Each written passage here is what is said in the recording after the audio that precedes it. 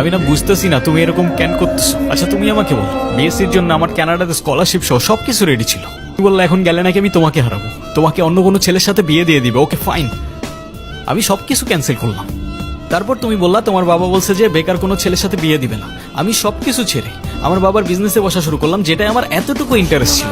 আমি আমার সব ইচ্ছা ছেড়ে তোমার জন্য পারফেক্ট হওয়ার চেষ্টা করলাম। তারপর কিসের কমতি থেকে গেল যে তুমি আজকে এঙ্গেজমেন্ট রিংটা ফেরত দিয়ে দিচ্ছ?